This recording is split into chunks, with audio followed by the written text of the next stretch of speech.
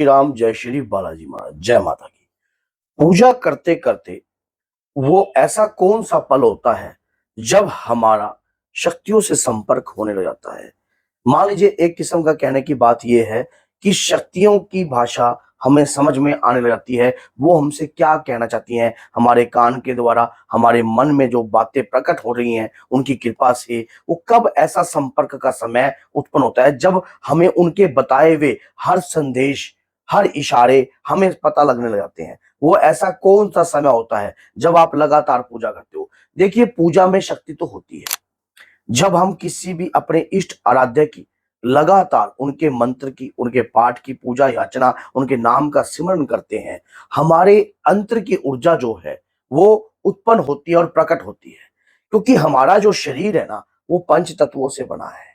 और जब इन पंच तत्वों से जब किसी भी तत्व की मात्रा हमारे अंदर मान लो अग्नि तत्व की मात्रा अधिक है या जल तत्व की मात्रा अधिक है, तो वही स्थिति हमारे शरीर के साथ होती है।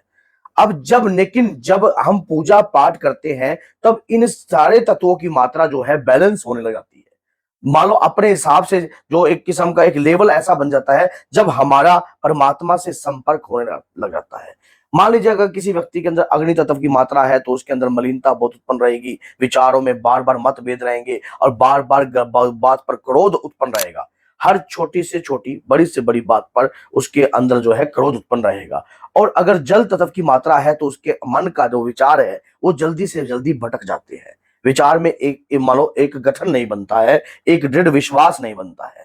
तो ये जो हमारे शरीर जो है इन तत्वों से मिलकर बना है। और ये तत्व किसके हैं? परमात्मा के। परमात्मा की ऊर्जा हमारे शरीर में ऑलरेडी है। लेकिन हम जब मंत्र या कोई भी पाठ पूजा करते हैं, तब वो शक्ति जो है हमारे अंदर जो वास कर रही है वो जागृत अवस्था में आने लग जाती है। उस शक्ति से तरंगे उत्पन्न होने लग जाती हैं। और वो तरंगों से हमारा संपर्क होता है।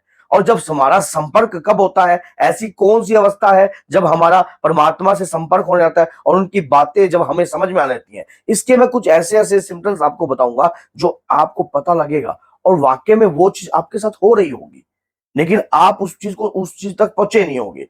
क्या होता है कि जब परमात्मा की कृपा आपके शरीर पर आने लग जाए, मान लीजिए आपको पूजा करते वक्त काफी लंबा समय व्यतीत हो गया है, बहुत ही लंबा समय व्यतीत हो गया है और आप लगातार पूजा कर रहे हो, तो आपको क्या करना चाहिए? और शक्तियों ने आपसे संपर्क साधा भी है, उन्होंने आपको इशारे भी दिए होंगे, लेकिन आपको समझ में नहीं आएंगे। जब पूजा करते वक्त आपको निंद्रा की अवस्था में आ जाओ।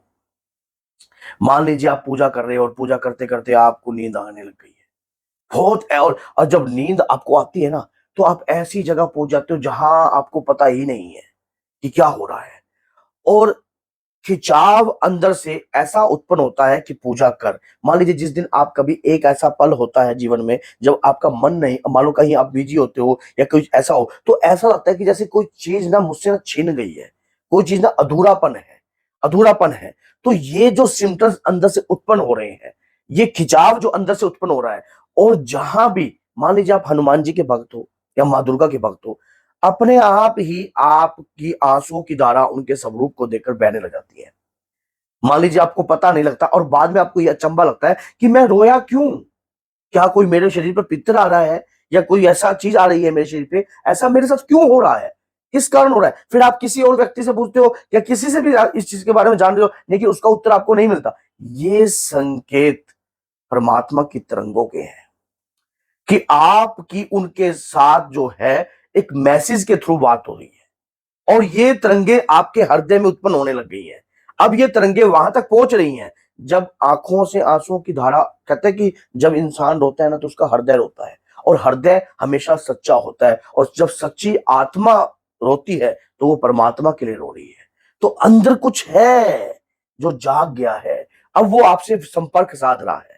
जब ऐसी अवस्थाएं आपके साथ होती हैं, पूजा करते करते ऐसे समय आपके साथ होने लगते हैं, तो ये 101% है कि आपके ऊपर बाबा की कृपा है, आपके महाराज जी की कृपा आपके ऊपर हो चुकी है, आपकी जगत जननी की कृपा आपके ऊपर हो चुकी है।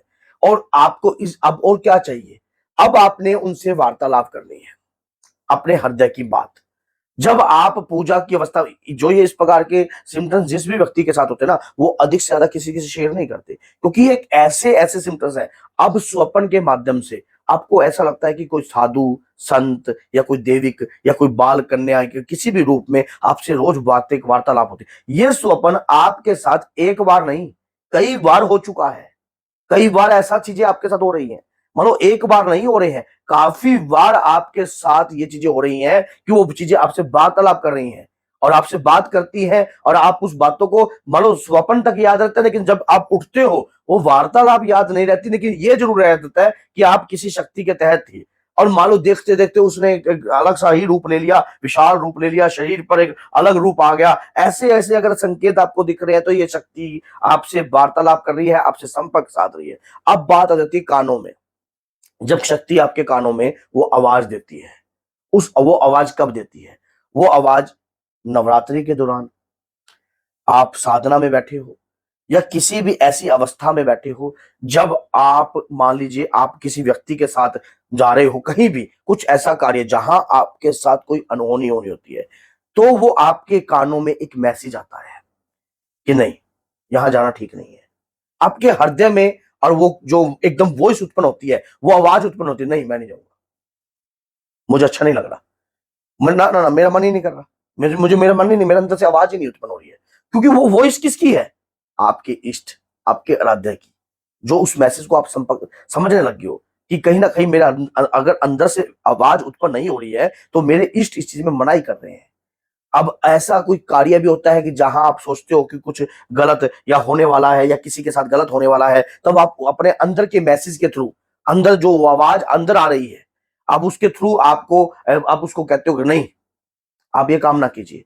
वो आपके कान के थ्रू आपकी आवाज आई है, क्योंकि इंद्रियां, हमारी जो इंद्रियां हैं, जाप करते करते, भक्ति पूजा पाठ करते करते, हमारे मुख के द्वारा, हमारे आंखों के द्वारा, ये सब क्या है? इंद्री के द्वारा ये सिद्ध होने लग जाते हैं। ये सिद्ध होने लगते हैं, इन इंद्रियों में शक्ति का प्रावधान उत्पन्न होने लगता है। शक्ति की तरंगे इन इंद्रियों के द्वारा हमारे हृदय तक आवाजें पहुंचती हैं, चाहे वो आंखों के द्वारा पहुंचती हो, चाहे वो कानों के द्वारा पहुंचती हो, आपके हृदय में आवाज उत्पन्न होती है। ये परमात्मा के संदेश हैं। ये ऐसे स्टिक संदेश हैं जिन संदेशों को बखान नहीं कर सकते आप किसी के साथ, लेकिन आपको ऐसा भगत बहुत सारे हैं जिन्होंने भगवान की पूजा करते करते उनके साथ ये चीजें हुई हैं, वो समय से पहले मानो होने वाली घटना तक को भी भाप लेते हैं। ये कैसे हो सकता है? ये कैसे मुमकिन हो सकता है? ये संपर्क हमारी इंद्रियों के द्वारा ही है। इंद्रियों के द्वारा मैसेज पहुंचता है हमारे हृदय में, और जो हमारे हृदय से हमारी आत्मा, जो कि परमात्मा का सूक्ष्म रूप है, वो तरंगे जुड़ चुकी है। अब आप जब भी कभी भी मान लो ध्यान अवस्था में होते हो तो आपको मैसेज के थ्रू अंदर बातें उत्पन्न होती हैं। आपको ऐसा लगता है, जैसे मान लीजिए आपका कोई पुत्र है या कोई भी आपका कोई व्यापार है, कुछ भी है, अगर आप अपने इष्ट आराध्य से पूछते भी हो, अगर आप उनकी उनके आप नाम जाप कर कर उनसे प्रार्थना करते हो कि हे बाबा, हे मातेश्वरी, मुझे बताइए, हे मेरी कुल श्रेष्ठ देवी, कि मैं ये कार्य करूं ना करूं, आपके अंदर मैसेज अपने आप उत्पन्न होगा। अपने आप वो मैसेज उत्पन्न हो जाएगा। आपको पता लग जाएगा कि आपके शरीर के अंदर ये आवाज आपके इष्ट की ही आ रही है। तो जिन भी भक्तों के साथ, जिन भी, लेकिन इन ये ना एक सेंसिटिव वो होते हैं, एक सेंसिटिव मैसेज होते हैं जिनको समझने के लिए थोड़ा वक्त लग सकता है। इसमें आपको बुखलाना नहीं चाहिए, इसमें आपको विचलना नहीं चाहिए। इसमें आपको, अगर ये चीजें आपके साथ हो रही हैं तो इसको बढ़ाओ। धीरे धीरे आपको परमात्मा के मैसेज सारे समझ में आने लग जाएंगे। उनकी जो भी आपके कान के द्वारा, वो आपकी इंद्रियों के द्वारा वो आपसे संपर्क साध रहे हैं, वो एक एक मैसेज आपको समझ में आएगा और आपको पता भी लगेगा कि वाकई में जो मैसेज परमात्मा भेज रहे हैं वो मेरे को समझ में आ रही है। तो जिन भक्तों के साथ ये कार्य हो रहे हैं वो इस अनुभव को अधिक से ज्यादा शेयर ना करें। अगर अधिक से ज्यादा, हर आप सुपर चैट के थ्रू शेयर कर सकते हो, लेकिन अपना व्यक्तिगत चेहरा दिखाकर किसी से शेयर नहीं कर सकते। आप किसी से ऐसे शेयर मत, अपने गुरु के द्वारा आप शेयर कर सकते हो कि मेरे साथ कुछ दिनों से ऐसी ऐसी अवस्था हो रही है, क्योंकि कहते हैं कि जिसका गुरु नहीं उसकी लाइफ शुरू नहीं। तो गुरु ही आपको मार्गदर्शन देता है कि अब इसके बाद आपको ऐसा कार्य करना चाहिए। और ऐसा समय भी आता है जब शक्ति के सामने आप रूबरू हो जाते हो, आमने सामने, बिल्कुल ऐसा समय भी होता है। ऐसा समय भी आता है कि वो आपको दर्शन भी देती हैं। तो आपको, अगर ये मैसेज आपके साथ हो रहे हैं, इस प्रकार की अवस्था आपके साथ हो रही है, तो ये परमात्मा का मैसेज है, इसे बहुत इंपॉर्टेंट है, इन्हें स्वीकार कीजिए। और उनसे संपर्क बनाइए, ताकि धर्म के प्रति या कुछ ना कुछ वो आपसे करवाना चाहते हैं या कहना चाहते हैं। इसमें आपकी कुल देवी भी हो सकती है, इष्ट देव भी हो सकते हैं, आराध्य देव भी हो सकते हैं, जिससे आपकी लगन लगती है वो आपको मैसेज है। तो वीडियो अच्छी लगती है तो लाइक कीजिए और शेयर कीजिए अधिक से अधिक, ताकि कोई भी भाई बहन अगर परेशान है तो ये वीडियो उस तक पहुंच जाए और वो उस वीडियो को देखकर अपने सारे जितने भी मन में सवाल चल रहे हैं और जो दुविधा में है सब सरल हो जाए। तो बोलिए जय सीताराम, जय श्री बालाजी, जय माता दी।